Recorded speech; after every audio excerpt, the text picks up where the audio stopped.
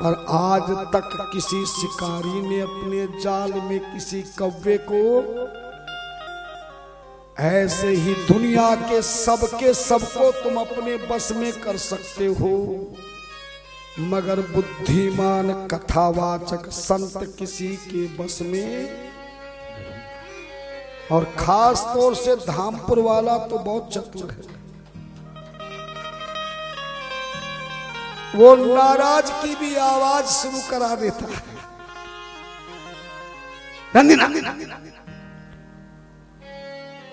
TV पे माता को देखकर कव्वे को बिठाया तुलसी जी ने, बोले कव्वे जैसी चेष्टा नहीं होती, इसलिए बुद्धिमान वही वक्ता है जिसको चेष्टा हो, समझ हो कि कोई सो रहा है कि जाग रहा है।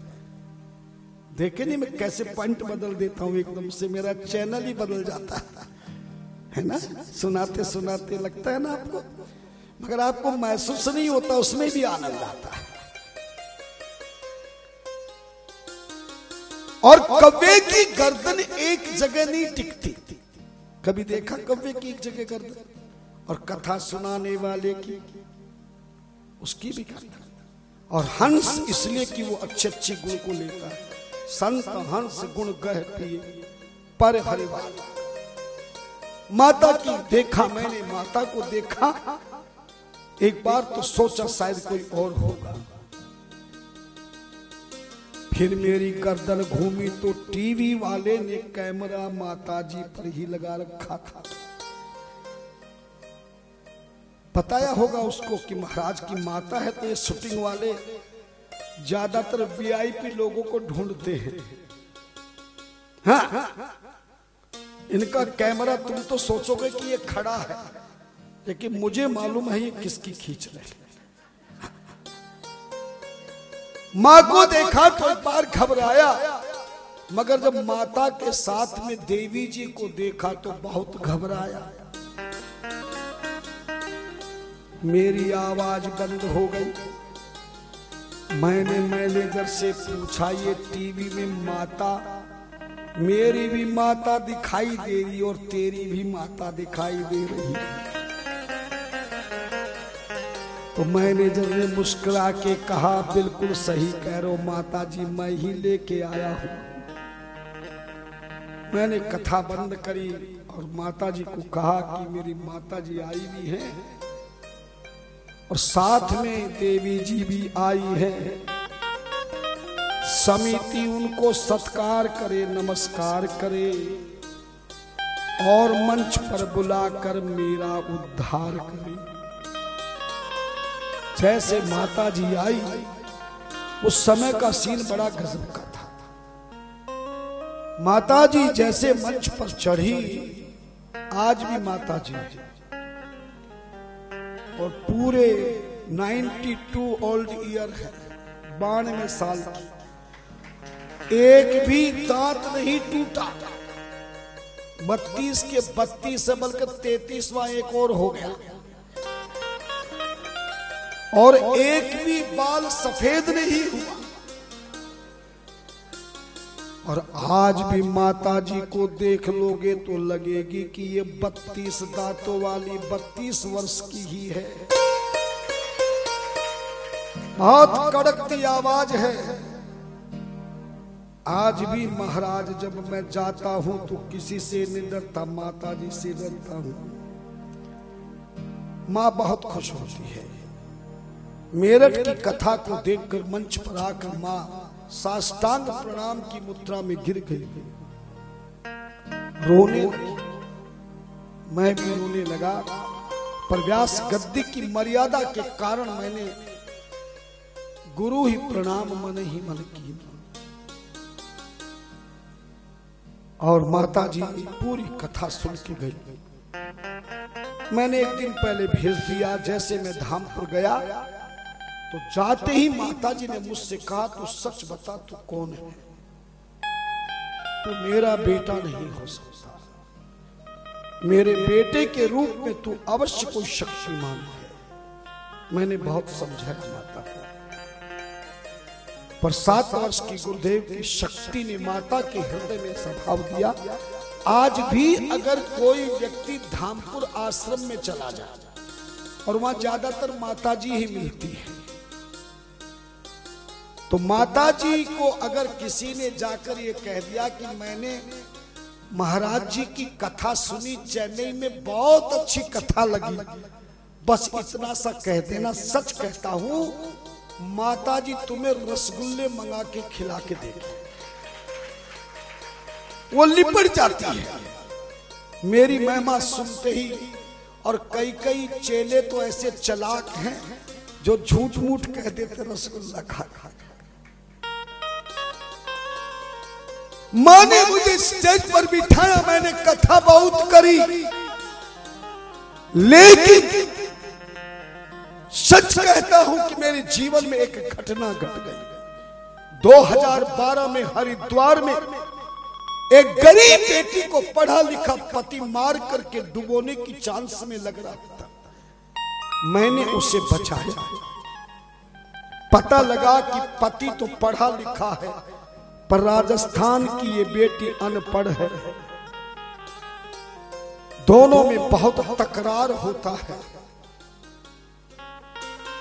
बहुत मुश्किल से पतिदेव को मैंने समझाया और उसके घर जाकर उसकी पत्नी को पढ़ाने का संकल्प लेकर गया।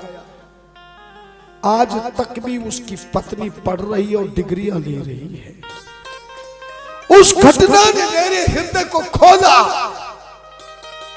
तब मैं अपने मैनेजर, अपने सचिव गौरव वशिष्ठ से कहा, या तो मैं कथा करूंगा नहीं, और करूंगा तो अपने परिवार के लिए नहीं, अपने कारोबार के लिए नहीं, अपने प्रचार के लिए नहीं, मैं जहां भी कथा करने जाऊंगा, भले ही तुम अपने इन जो टीम तुम्हारी है उसका खर्चा तुम लेते रहना, लेकिन मैं अपने लिए सुनने वाले श्रोताओं से कुछ नहीं मांगूंगा। पर आज से मैं गरीब बेटियों को पढ़ाने का संकल्प लेता हूं।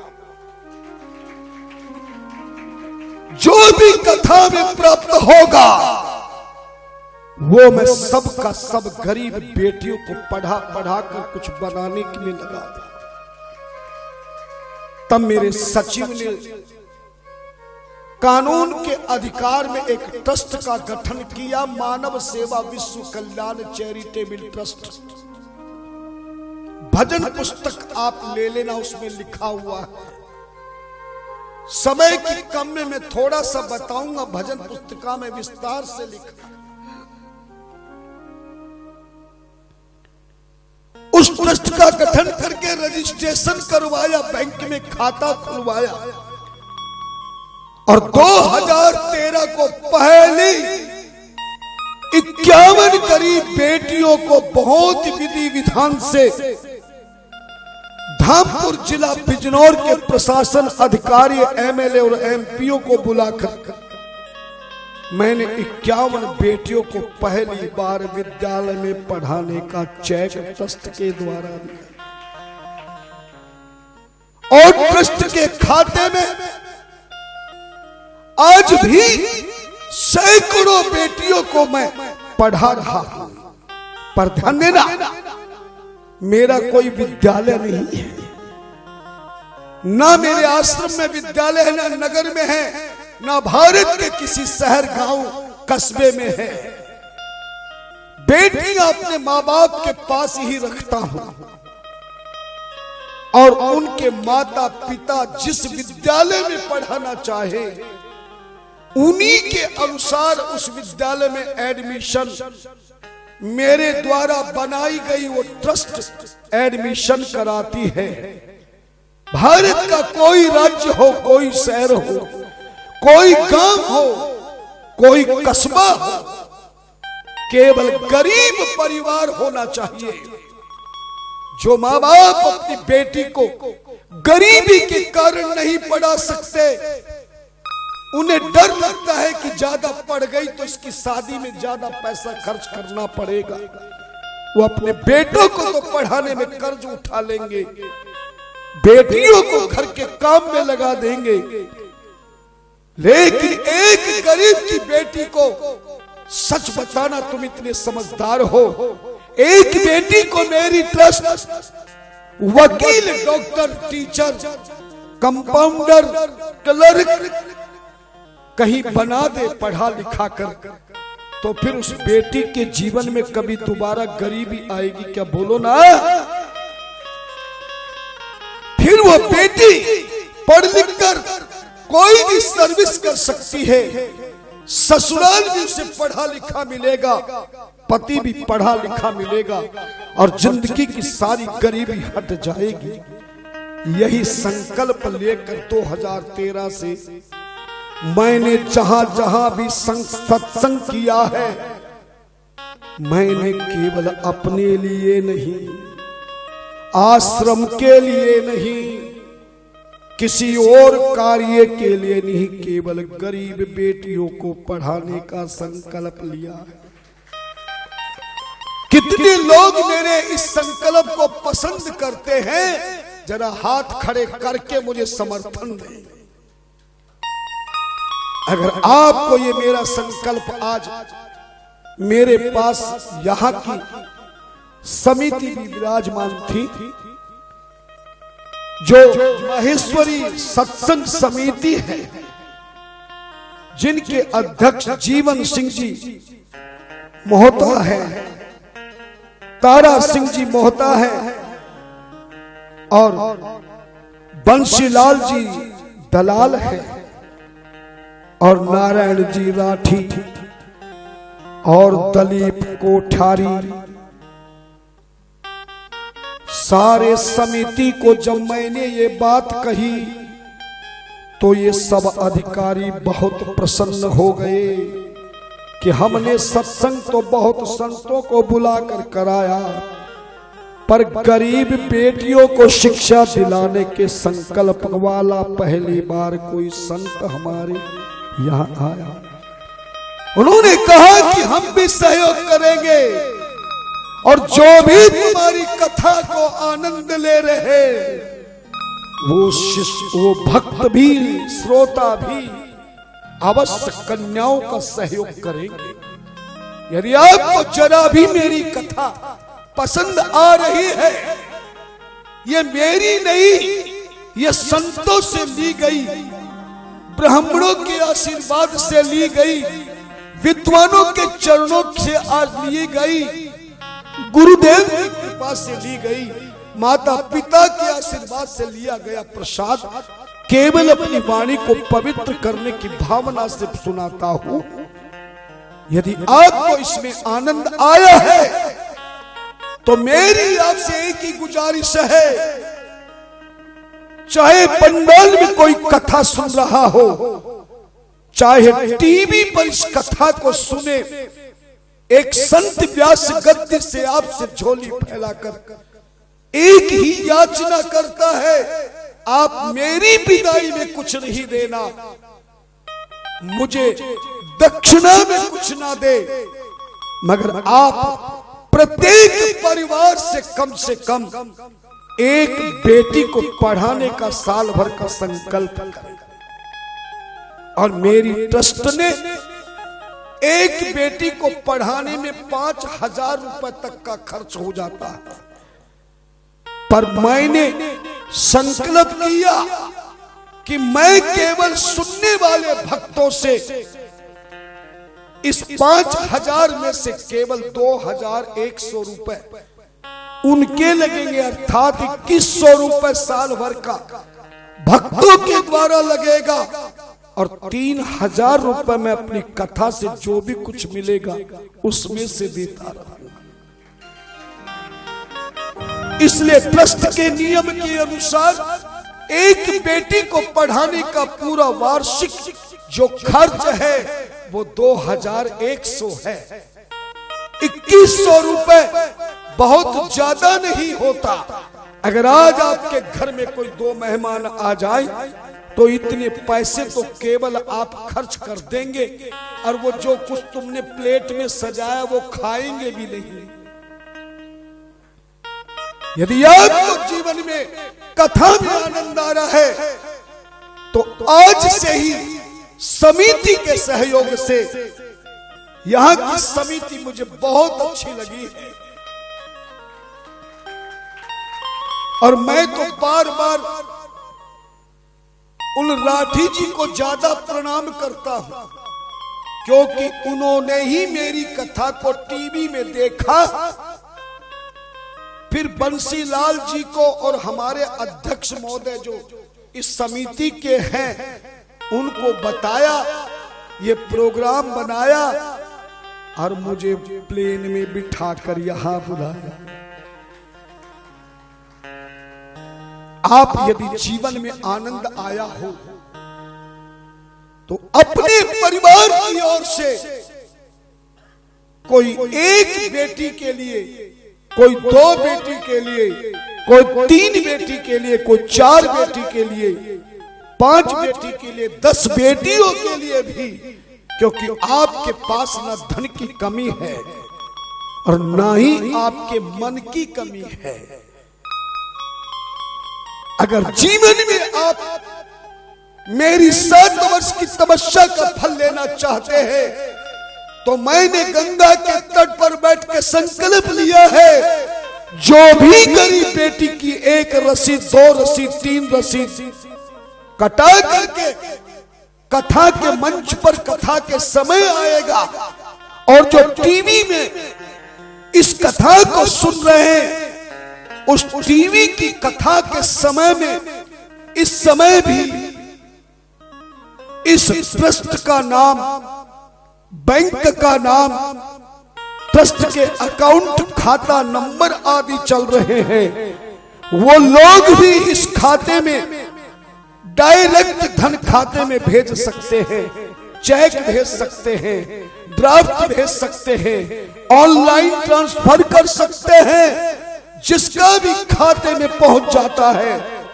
या सत्संग के पंडाल में जो भी दान करके बेटियों को सहयोग करता है, मैं उसे 7 वर्ष की तपस्या का अंश भी देकर जाता हूं। आपके थोड़े थोड़े सहयोग से बैंक के अकाउंट खाता भर जाएगा और भटकने वाली, अटकने वाली वो गरीब बेटियां जो पढ़ रही है इस समय सैकड़ों, उनकी दुआ तुम्हें रोज लगेगी, क्योंकि कन्या साक्षात्कार भगवती का रूप है। आप नवरात्रों में कन्याओं की पूजा करते हैं और कन्यादानम महादानम, कन्या के लिए किया गया दान 1000 गुना फल प्रदान करने वाला है। इसीलिए मैं पुनः आपसे प्रार्थना करता हूं कि आप जिस लायक भी ईश्वर ने आपको बनाया है, एक बेटी का सहयोग 2 का, 4 का, 5 का, 10 का, जिस योग्य भी ईश्वर ने आपको बनाया है, एक संत की अभिलाषा के संकल्प को पूरा आप जैसे भामाशाही कर सकते हैं। जो टेलीविजन के पर्दे पर मुझे सुन करके जो मेरे मैनेजर और कार्यालय में फोन करके कहते कि ऐसी कथा हमने नहीं सुनी, ऐसे महाराज मैंने नहीं देखे, यदि ऐसी आपकी भावना बनी है तो चाहूंगा कि चाहे थोड़ी परेशानी क्यों ना उठानी पड़े, पर हर श्रोता, हर देखने वाला कम से कम एक बेटी को पढ़ाने का संकल्प लेवे और टीवी के स्क्रीन पर चल रहे Manav Seva Vishwa Kalyan charitable trust Punjab national bank Dhampur के अकाउंट नंबर पे डायरेक्ट आप बेटियों को सहयोग दान भेज सकते हैं और दान भेजकर डायरेक्ट खाते में कार्यालय के फोन से आप अपना पता जरूर लिखा दें, ताकि कार्यालय से आपको रसीद भेजी जा सके और जो पंडाल में कथा सुन रहे हैं उनके लिए हर कथा के पंडाल में मेरा मैनेजर कार्यालय खोलकर बैठता है। आप भी आज से लेकर जब तक कथा चले, जब भी आप ज्यादा से ज्यादा, अधिक से अधिक, जो ईश्वर ने जिस लायक आपको बना है, जो आपके मन को भाया है, श्रद्धा और प्रेम जो आपके हृदय में जग पाया है, आप भी दान देते समय रसीद अवश्य प्राप्त करें। बिना रसीद के किसी प्रकार का धन नहीं दे। और मैंने आपके लिए भजन पुस्तिका तैयार की है, जिसके आखिरी पेज में आपके जीवन में घर में क्या करना चाहिए, जीवन को सुख कैसे मिलेगा, भजनों के साथ साथ बहुत कुछ दिया है जो सुनाऊंगा, उसमें थोड़ा सा बहुत कुछ दिया है। भजन पुस्तक घर में हो और एक कन्या की, दो कन्या की, चार कन्या की रसीद कट जाए तो वचन देता हूं जीवन में फिर कभी कष्ट नहीं आएगा। उस कन्या देवी की कृपा का प्रकाश हो जाएगा, जीवन का विकास हो जाएगा और तुम्हारे पापों का, दुखों का, चिंताओं का, समस्याओं का नाश हो जाएगा। इसलिए आप भी आज से ही, अभी से ही मन में सोचना नहीं ज्यादा और अधिक से अधिक दान करके कन्याओं का आशीर्वाद ले और मेरे 7 वर्ष की तपस्या का आशीर्वाद लेकर अपने मानव जीवन को धन्य। क्योंकि मैं नहीं कहता, संत कहते हैं केवल शरीर मनुष्य का होने पर मनुष्य नहीं कहलाता। धनवान, ज्ञानवान, बुद्धिमान, यशस्वान बनने वाला भी इंसान नहीं कहलाता। बड़े से बड़ा परिवार वाला, कारोबार वाला, रिश्ते वाला भी इंसान नहीं कहलाता। रावण के पास क्या कमी थी बोलो ना? ना धन की कमी, ना विद्या की कमी, ना परिवार की कमी, ना धर्म की कमी, मगर सच्चा इंसान कौन कहलाता है? मैं नहीं, संत कहते हैं। किसी के काम जो आए, किसी के काम जो आए उसे इंसान कहते हैं। किसी के काम जो आए उसे इंसान कहते हैं। किसी के काम जो आए उसे इंसान कहते हैं। किसी के काम जो आए जय हो इंसान कहते हैं। उसे इंसान कहते हैं, उसे इंसान कहते हैं, उसे इंसान कहते हैं, उसे इंसान कहते हैं, उसे इंसान कहते हैं, उसे इंसान कहते हैं। पराया दर्द अपनाए, पराया दर्द अपनाए उसे इंसान कहते हैं। के काम जो आए उसे इंसान कहते हैं।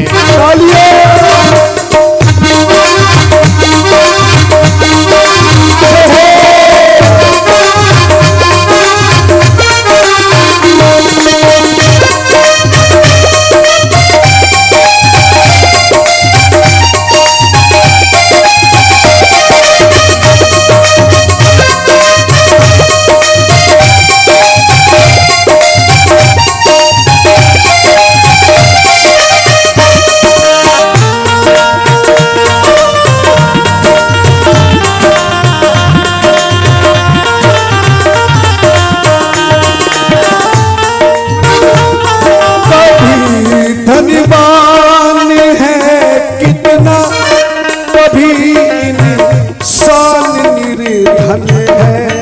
कभी धनवान है कितना, कभी इंसान निर्धन कभी सुख है कभी दुख है, कभी सुख है कभी दुख है, इसी का नाम जीवन है, इसी का नाम जीवन है, इसी का नाम जीवन है। जो मुश्किल में न घबराए, जो मुश्किल में न घबराए, उसे इंसान कहती, किसी के काम जो आए उसे इंसान कहते हैं।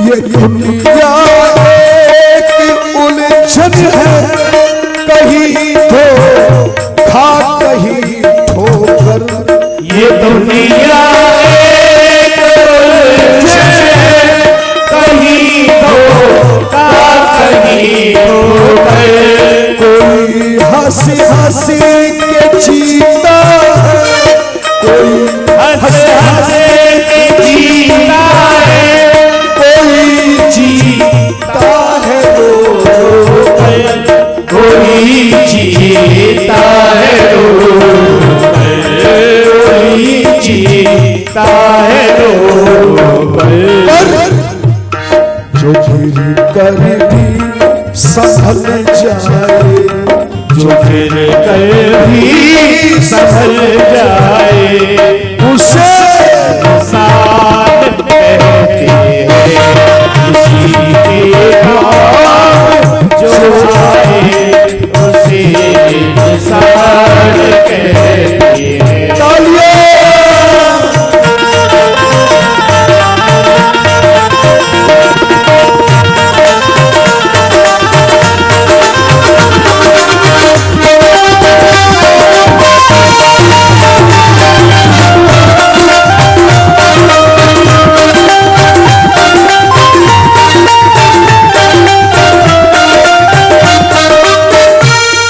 अगर गलती रुलाती है तो राहें भी दिखाती है, अगर गलती रुलाती है तो राहें भी दिखाती है। मनुष्य गलती का पुतला, मनुष्य गलती का पुतला है, जो अक्सर हो ही जाती है, जो अक्सर हो ही जाती है, जो अक्सर हो ही जाती है। जो कर लेती के गलती को, जो कर ठीक गलती को उसे इंसान कहते हैं। किसी के काम जो आए उसे इंसान कहते हैं। किसी के काम जो आए उसे इंसान कहते हैं।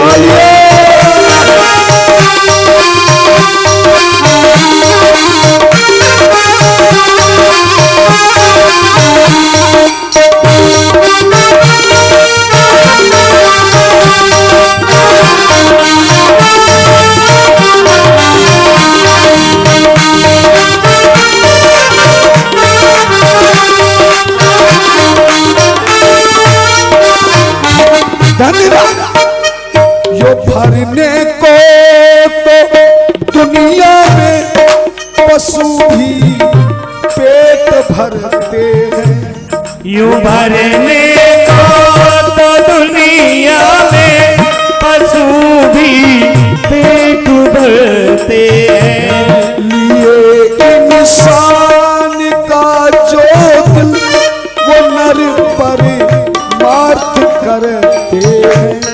वो नर परमार्थ करते हैं, वो नर परमार्थ करते हैं। पथिक जो बात कर खाए, पथिक जो बात कर खाए, उसे इंसान कहते। किसी के काम जो आए उसे इंसान कहते हैं। पराया दर्द अपनाए, पराया दर्द अपनाए उसे इंसान कहते हैं। किसी के काम जो आए उसे इंसान कहते हैं, उसे इंसान कहते हैं, उसे इंसान कहते हैं। आप भी अपने परिवार की ओर से एक बेटी के लिए रसीद कटाएंगे तो आपको मैं मंच पर आरती से पहले बुलाऊंगा और जो 7 वर्ष तक जो मैंने तपस्या करके दंड को तैयार किया है इसका पूर्ण आशीर्वाद मिलेगा और साथ में पूर्ण आशीर्वाद के साथ मेरी तपस्या का अंशदान आपको मिलेगा जो जीवन में कभी कोई कष्ट दुख दर्द आएगा नहीं और आना भी। सूत जी कहते हैं इस तरह से मैंने तुम्हें गायत्री मंत्र का प्रयोग बताया है। अगर किसी की बुद्धि खराब हो जाए, क्रोध ज्यादा आता हो, पढ़ने में बच्चे का मन नहीं लगता, घर में कलेश होता हो, बुद्धि काम नहीं करती हो, तो आप प्रत्येक रविवार को संडे को एक तांबे के लोटे में, कटोरी में, गिलास में केवल तांबे का होना चाहिए, जल लेकर सुबह पूजा के समय अपने घर के मंदिर के सामने लाल आसन पर पूर्व दिशा की ओर मुख करके बैठ जाना। सीधे हाथ में उस जल को लेकर लगातार जल को देखते हुए 24 बार गायत्री मंत्र को मुख से जोर जोर से बोलना। कौन सा मंत्र बोलेंगे? गायत्री मंत्र। और जैसे ही 24वां गायत्री मंत्र पूरा हो जाए तो उस जल में आप अपने मुख से फूंक मार देना। उस जल में क्या मारोगे? लेकिन थूक नहीं मारना, इसका भी ध्यान रखना। और उस जल को ढककर रख देना। ये गायत्री मंत्र का परम सिद्ध जल हर रविवार को अगर परिवार के सदस्यों को पिलाया जाए, पढ़ने वाले बच्चों को पिलाया जाए, आने वाली बहू को पिलाया जाए, छोटे छोटे बच्चों को पिलाया जाए, तो बुद्धिमान, ज्ञानवान, आयुष्मान, बहुत बुद्धिमान बन जाएंगे। 25 वर्षों में लाखों लोगों ने इस गायत्री मंत्र का प्रयोग किया है।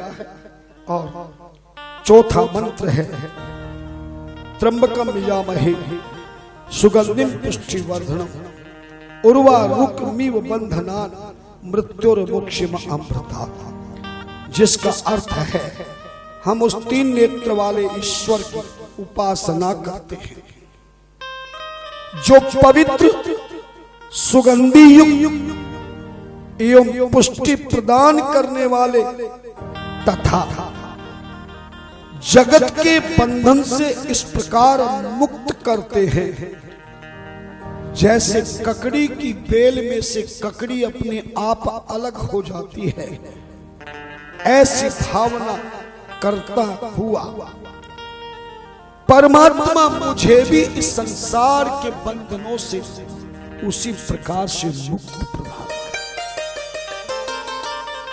करे। ये मृत्युंजय मंत्र है। इसमें ओम, इसमें होम, जोम, सह, भूर्भुवः स्वः, अगर ये दोनों सप्त व्याहृति और त्रम्बक बीज मंत्र का अंश पहले लगा दिया जाए तो यही मृत्युंजय मंत्र महामृत्युंजय मंत्र बन जाता है। इसका घर में माला से या बिना माला से साधारण रूप से तो जाप करना चाहिए, पर अनुष्ठान के रूप में, संकल्प के रूप में कभी भी घर में किसी आचार्य जी से या खुद महामृत्युंजय का जप घर में नहीं करवाना चाहिए। उसी घर में हो सकता है जिस घर में अलग से कमरा दिया जाए, जिस कमरे को शिवालय बनाया जाए, पार्थिव शिवलिंग की प्रतिष्ठा की जाए और उस परिवार में सभी रहने वाले सदस्य ब्रह्मचर्य का पालन करे, सत्य का पालन करे, शास्त्र विधि का पालन करे, जमीन पर सोए, एक समय खाए, असत्य ना बोले। और ये घर में हो नहीं सकता। बिना झूठ बोले तो नाश्ता भी नहीं मिलेगा, है ना। इसलिए शिवालय में महामृत्युंजय का जाप कराना चाहिए। जब प्राण प्रतिष्ठित भगवान शिव का शिवलिंग प्रतिष्ठित है, वहां पर ये महामृत्युंजय का मंत्र विद्वान आचार्य के द्वारा कराना चाहिए। नोट कर ले, आचार्य हमेशा लाल आसन पर ही बैठकर जाप करे। रुद्राक्ष की माला से ही महामृत्युंजय का जाप होता है और हमेशा महामृत्युंजय का जाप उत्तर दिशा की ओर मुख करके किया जाए तो सर्वश्रेष्ठ कहलाता है। पूर्व दिशा में भी मुख करके जाप किया जा सकता है, लेकिन महामृत्युंजय का मंत्र यदि उत्तर दिशा की ओर मुख करके लाल आसन पर बैठकर लाल रेशमी वस्त्र आचार्य पहनकर महामृत्युंजय का जाप करे तो उस जाप का परम लाभ प्राप्त होता है। सूत जी कहते हैं चौथा मंत्र और पांचवा महामंत्र राम नाम का मंत्र है। रा और मैं दो अक्षर है और इस मंत्र को शिवजी ने महामंत्र कहा गया है। महामंत्र जय जपत महेशु काशी मुक्त हेतु उपदेशु। इस राम नाम के मंत्र को आज भी शिवजी ने काशी में धारण किया। बताया था बीच में मैंने कि मरने वाले के मुख में, जीव जंतु पशु पक्षी के कान में 3 बार राम नाम कोई बोल देगा तो काशी में पापी से पापी, मनुष्य, जीव जंतु पशु पक्षी सब के सब मेरे परम धाम को प्राप्त होंगे, है ना। और जगह 4 आदमी कंधे पे उठा के राम नाम बोले तो कल्याण हो जाएगा, है ना। इसी राम नाम से गणेश जी को प्रथम पूज्य का पद मिला। इसी राम नाम से हनुमान जी ने भगवान श्री राम को अपना बस में कर गया। सुमर पवन सुत पावन नामो अपने बस कर लीने राम, है ना। रामचरितमानस के बालकांड में राम नाम की बहुत महिमा दी है तुलसी जी ने। राम नाम मणि दीप धर, ये राम नाम भी उसी बट वृक्ष की तरह बीज है जिसमें सारी त्रिलोकी समाई है। ये राम नाम भी प्राण देने वाला है, क्योंकि रा बोलने के लिए होठ खोलने पड़ेंगे और मैं बोलने के लिए होठ बंद करने पड़ेंगे। इस तरह से ये राम नाम का मंत्र है। इसलिए इस राम नाम का जितनी महिमा गाई जाए उतनी ही कम है। थोड़े से भी आप समझ सकते हैं। पार्वती भी शिव जी के साथ इसी राम नाम का जाप करती है। लिखा है ना, मंगल भवन अमंगल हारी उमा सहित जेही। बोला करो ना तुम लोग, ये तो नहीं बोलते, तुम तो बोला करो। हाँ, और बोले कैसा नाम है? बोले राम मंगल भवन अमंगल हारी द्रवम दशरथ अजर बिहारी। जिसके जाप करने से दशरथ के अजर बिहारी द्रवित हो जाते हैं, राम जी प्रसन्न हो जाते हैं, है ना। देखा नहीं हनुमान जी को लंका में जाते समय एक अंगूठी दी थी, पर यह नहीं लिखा कि वो अंगूठी सोने की थी कि हीरे की थी कि पीतल की थी, ऐसा वर्णन नहीं होता। बस एक बात लिखा, राम नाम अंकित अति सुंदर। और अंगूठी को हनुमान जी ने पहना और तुरंत समुद्र पार कर गए।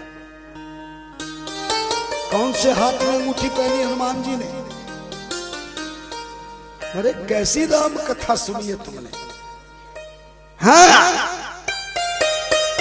प्रभु मुद्रिका मेल मुख माही, जल्दी लाग गयो अचर। है ना? राम कथा थोड़ी है, समय बड़े जल्दी हो जाता है। अभी 4-5 महामंत्रों का भी तुम्हें पूरा ध्यान से बताया भी नहीं, तब तक समय हो गया, मुझे आगे बढ़ना पड़ेगा। और कलयुग में तो कलयुग केवल नाम आधारा, सुमर सुमर नर हारा। नहीं कलि करम न भगत विवेकु, राम नाम अवलंबन एकु। कलयुग जोग न जग न ज्ञाना, एक आधार राम गुण गाना। सब भरोसे सज जो भज राम ही, प्रेम समेत कर गुण ग्राम ही। सो भव करे कछु संशय नाही, नाम प्रताप प्रगट कलि माही। नाम प्रताप प्रगट कर माही। इसलिए इस राम नाम की महिमा बहुत ही प्रचलित है, आनंदमय है। और ये 5 महामंत्र हुए। ब्रह्मा विष्णु को शिव जी ने 5 महामंत्र सृष्टि की रचना पालन की शक्ति दी। और तभी ब्रह्मा विष्णु ने भगवती शिवा से कहा, मां तुम भी तो हमें शक्ति प्रदान करो। तब भगवान शिव के अंदर ही वो शिवा समा गई। शिव और शिवा दोनों एक ही शरीर में हो गए। आधा शरीर मां भगवती का और आधा शरीर भगवान शिव का। जो ये आधा शरीर बना शिव शिवा का,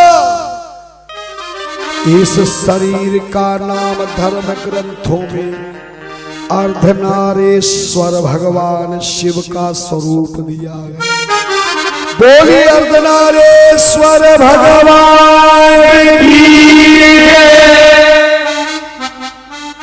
और इसी रूप की प्रार्थना हम लोग करते हैं। और तुम करना चाहो तो मेरे साथ कर सकते हो। कर्पूरी गौरम करुणावतारम संसार सारम भुजगेन्द्रहारम सदा वसंतम हृदयारविंदे भवं भवानी सहितं नमामि। ऐसा ध्यान करने से प्रभु कृपा करते। दाया अंग भगवान शिव का था, जटा लटक रही थी। तीसरा नेत्र था, हाथ में डमरू त्रिशूल था, गले में नाग थी। दाएं अंग बागंबर था, लेकिन बाईं और सुंदर चोटी लटक रही थी। मांग में सिंदूर था, लहंगा चुनरी लाल रंग का पहने थी। हाथों में चूड़ी और पांव में पाजेब था। अर्धनारेश्वर का रूप देखकर ब्रह्मा और विष्णु ताली बजा बजा कर झूम झूम के नाच नाच के अर्धनारेश्वर भगवान को कह रहे थे।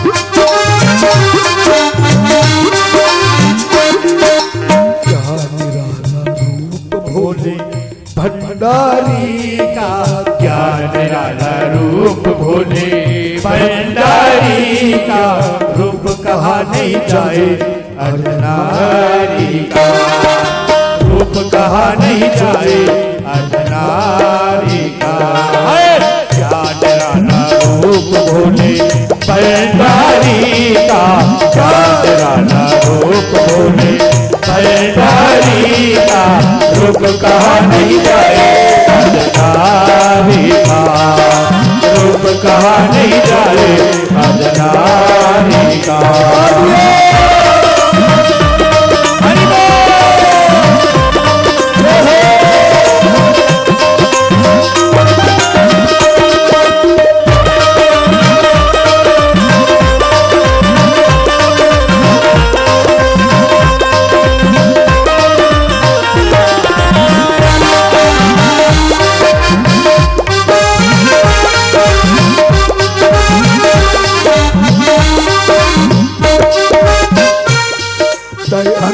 भस्म रमाए भाई अंग में चुनरी साजे भाई अंग में भस्म रमाए भाई अंग में चुनरी साजे अंग में भस्म रमाए भाई अंग में चुनरी साजे भाई अंग में भस्म रमाए भाई अंग में चुनरी साजे हाथ में डमरू बाजे हाथ में डमरू बाजे मुझे हाथ में कंगन साजे एक हाथ में डमरू बाजे मुझे हाथ में कंगन साजे ऐसा रूप मतवाला ऐसा रूप मतवाला चक्रधारी का रूप कहा नहीं जाए अर्धनारी का राधा रूप भोले भंडारी का राधा रूप भोले भंडारी का रूप कहा नहीं जाए अर्धनारी का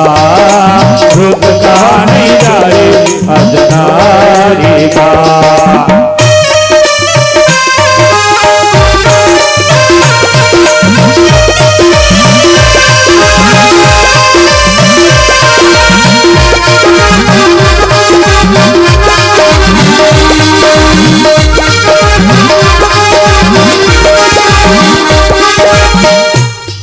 एक छटा एक है चोटी एक छटा एक है चोटी एक चंद्र है दिया प्यारी एक छटा एक है चोटी एक चंद्र है बिंदिया प्यारी एक बागंबर एक लहंगा एक बागंबर एक लहंगा पायल की धुन है प्यारी एक बागंबर एक लहंगा पायल की धुन है प्यारी हो रहा उजियारा हो रहा उजियारा त्रिपुरारी का रूप कहा नहीं जाए अर्धनारी का ज्ञान राधा रूप बोले भंडारी का रूप कहा नहीं जाए अर्धनारी का रूप कहा नहीं जाए अर्धनारी का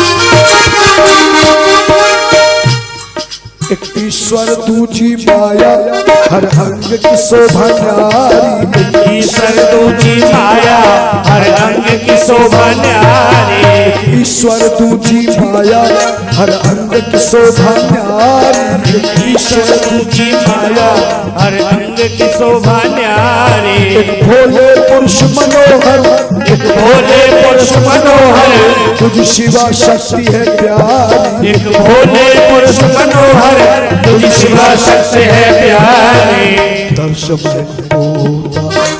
हर्षमय होगा नारी का रूप कहा नहीं जाए नारी का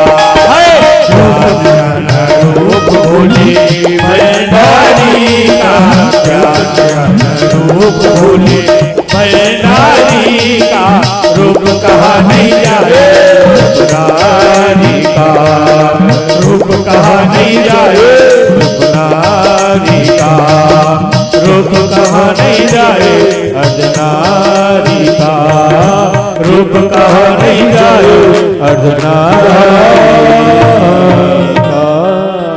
हरि हरि हरे हरे हरि हरे हरि धन्य सूत जी महाराज कहते हैं कि अर्धनारीश्वर भगवान का रूप बनाकर तभी भगवान शिव ने अपनी शक्ति को आदेश दिया तो शक्ति 3 रूपों में प्रकट हो गई। पहली शक्ति सफेद वस्त्र पहनकर सुंदर श्रृंगार करके हंस की सवारी पर बैठकर हाथ में वीणा लेकर ब्रह्मा जी के पास बाएं अंग की ओर खड़ी हो गई, उल्टे हाथ की ओर खड़ी हो गई। तब सदा शिव ने कहा, सुनो ब्रह्मा, मेरी शक्ति के अंश रूप तुम्हारी ये श्वेत वस्त्र धारण किए हो, तुम भी ये भी श्वेत वस्त्र धारण किए, सुंदर श्रृंगार युक्त होकर वीणा लेकर हंस पर बैठकर जो देवी खड़ी है, इसे तुम अपनी अर्धांगिनी के रूप में मानसिक रूप में स्वीकार करो। इसकी वीणा से त्रिलोकी की सृष्टि की रचना से पहले 7 स्वर निकले हैं, सा रे गा मा पा धा नी। 7 स्वरों के प्रकट करने वाली होने के कारण इसका नाम सरस्वती हुआ। सृष्टि की रचना तुम करोगे और बुद्धि यही सरस्वती प्रदान करेगी।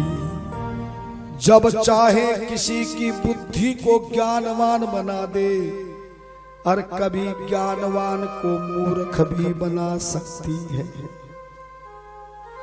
है ना। कैकेयी की कथा तो सुनी, राम कथा।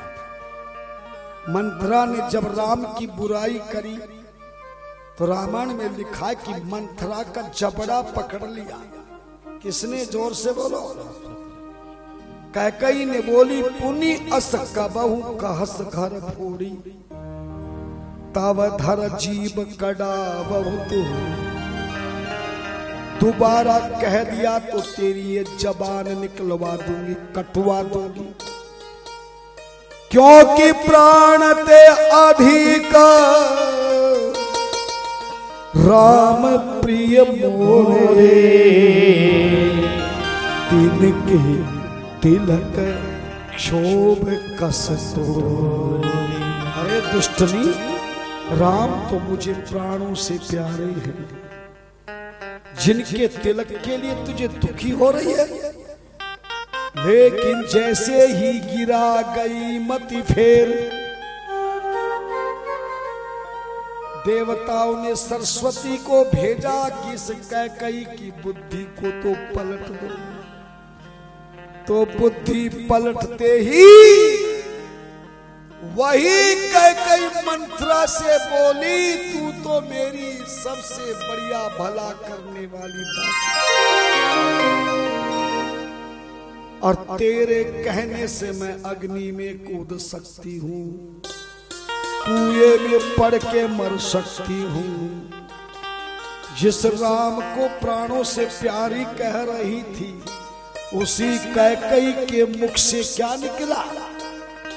बोले, तापस वेश विशेष उदासी। 14 बरस राम वनवासी। समझ रहे हो ना, सरस्वती बुद्धि कब किसकी फिक्र दी।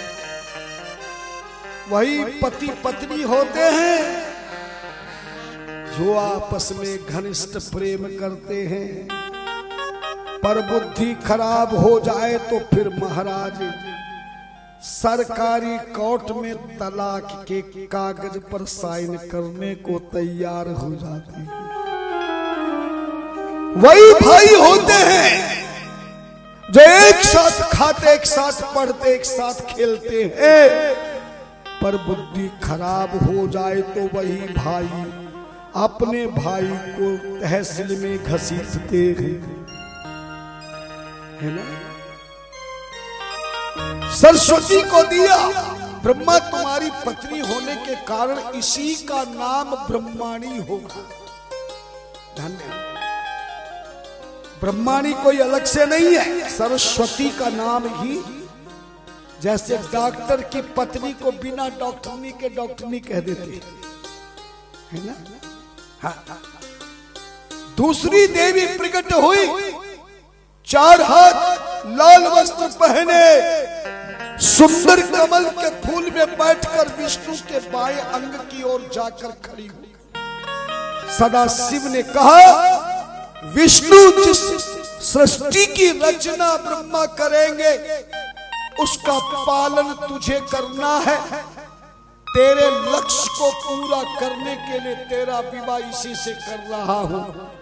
इसलिए लक्ष्य को पूरा करने के कारण इसका नाम लक्ष्मी होगा। परे विष्णु, अभी तुझे लक्ष्मी की जरूरत नहीं है, क्योंकि सृष्टि की रचना ही नहीं हुई। इसलिए इस समय लक्ष्मी को तुम पत्नी तो स्वीकार करो, पर ये लक्ष्मी इस समय तुम्हारे शरीर से प्रकट हुए नारायण रूपी जल में समा जाएगी। फिर समय आने पर जब लक्ष्मी की आवश्यकता पड़ेगी, तब इसी जल समुद्र का हम मंथन करेंगे, तब तुम्हें तुम्हारी मैडम बढ़िया रूप में हम तुम्हें प्रदान कर देंगे। तभी लक्ष्मी समुद्र में समा गई। भगवती तीसरी देवी, लाल वस्त्र पहने, अष्टभुजाधारी, सुंदर मंगल रूप वाली मां भगवती सदा शिव से बोली, ब्रह्मा की सरस्वती पत्नी बना दिया, लक्ष्मी को विष्णु की बना दिया, जल में समा दिया, अब मेरे लिए क्या आज्ञा है। बोले, तेरी भी अभी कोई जरूरत नहीं। जैसे घर वाले को पत्नी की जरूरत ना हो तो उसको मायके भेज देता। हाँ। भगवान शिव ने कहा, भी तुम्हारी आवश्यकता नहीं, सृष्टि की रचना होगी, उसके बाद तुम्हारी जरूरत पड़ेगी। जाओ देवी, इस समय तो तुम मेरे शरीर में समा जाओ, मेरे शिव का ही रूप रहेगा, तुम शिवा में शक्ति बनकर शरीर में रहोगी। जब पृथ्वी पर त्रिलोकी की रचना हो जाएगी, तब तुम 2 रूपों में प्रकट होगी। पहला शरीर तुम्हारा ब्रह्मा के सबसे छोटे पुत्र राजा दक्ष के यहाँ बेटी बनकर सती के रूप में आओगी, तो मैं तुमसे शादी करके पत्नी बनाकर तुम्हें रखूंगा। पर तुम्हारा हमारा विचार नहीं मिलेगा, प्रचार नहीं मिलेगा, संस्कार नहीं मिलेगा, आहार नहीं मिलेगा। इसलिए मैं तुम्हें ज्यादा दिन नहीं रख पाऊंगा और तुम्हारा शरीर समाप्त हो जाएगा। फिर दूसरी बार में वही शरीर ब्रह्मा के पुत्र हिमालय के यहाँ पार्वती बन के आओगी, तब मैं अजर अमर से तुम्हें रखूंगा। इस तरह तीनों शक्तियां प्रकट हुई और तीनों शक्तियों के प्रकट होने के ब्रह्मा विष्णु, ब्रह्मा जी बहुत प्रसन्न हो गए। समय कम है इसलिए थोड़ा सा कथा रह गई है, बता देता हूं। हरि हरि हरे हरे हरे हरे। सूची कहते हैं कि सनातन धर्म के संसार के लोगों को शिवलिंग के विषय में बहुत बड़े भारी शंकाएं होती हैं। और आज तो टीवी पर भी लोग तुम्हें शंका में डाल देते। कई लोग कहते हैं शिवलिंग घर में नहीं रखना चाहिए, शिवलिंग को स्त्रियां हाथ नहीं लगानी चाहिए, शिवलिंग का जल चढ़ावा नहीं पीना चाहिए, शिवलिंग का चढ़ावा प्रसाद भी नहीं खाना चाहिए। पर आज मैं आपको बता देता हूं, ध्यान से सुन लीजिए। शिवलिंग की पूजा किए बिना ये संसार में कोई किसी देवी देवता की पूजा नहीं कर सकता, क्योंकि इस कलिकाल में दुर्जनस्य ही संज्ञेन सृजनोपि विनश्यति प्रसन्नम जलमित्या कर्दम है कलुषी क्रमात्। मिट्टी होती है, रेत तो देखी मिट्टी। अगर तुम्हारी ड्राइंग रूम की सोफा पर, डाइनिंग टेबल पर, सोने वाले बेड पर कोई मिट्टी डाल दे तो क्या शुरू हो जाएगा? झगड़ा। और झगड़े में भी और रगड़ा भी। पर आंधी चल जाए, तूफान आ जाए, हवा के साथ मिट्टी आकाश में उड़कर तुम्हारे सोफे पे बैठ जाए तो झगड़ा रगड़ा तगड़ा होगा क्या? मिट्टी जब हवा के साथ मिलती है तो आकाश की ओर जाती है, ऊंचाई पर बड़े बड़े राजा महाराजाओं के मुकुट पर बैठ जाती है। लेकिन वही मिट्टी जब पानी से मिल जाती है तो कीचड़ बन करके लोगों के पांवों के जूतों के नीचे। और ये बात शिव पुराण में नहीं, रामचरितमानस में भी लिखा। कहो तो चौपाई बोलो। बोले गगन चढ़ई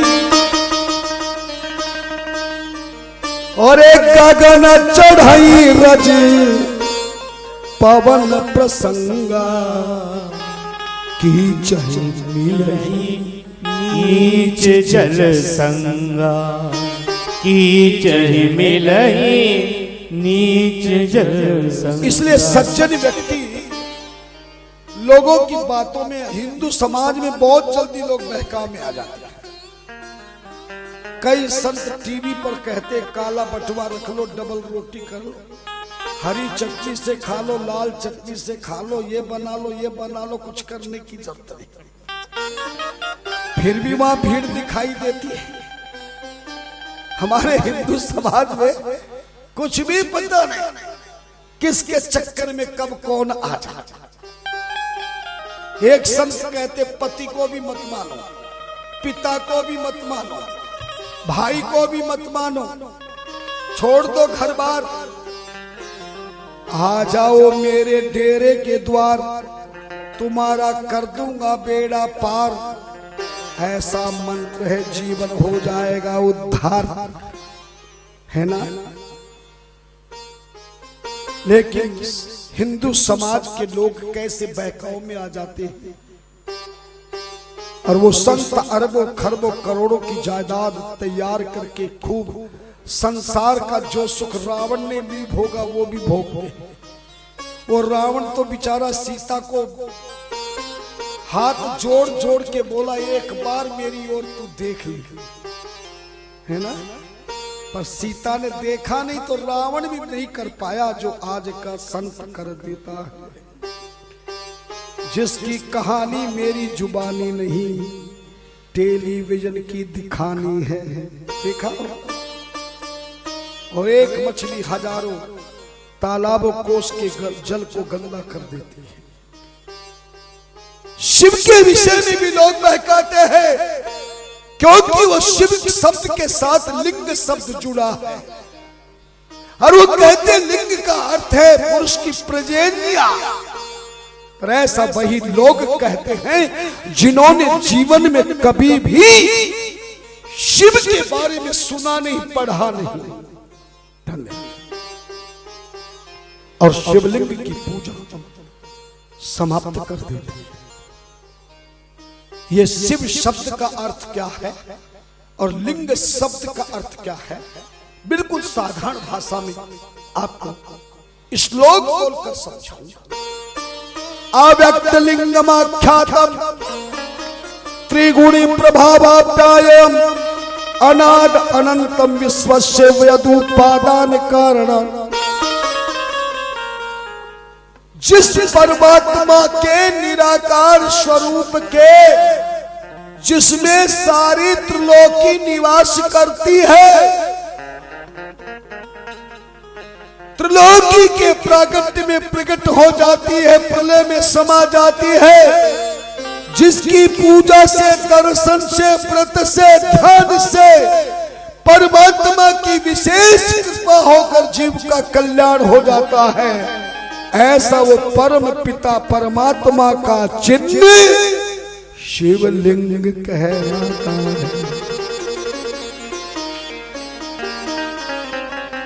समझ गई कि और बोलूं?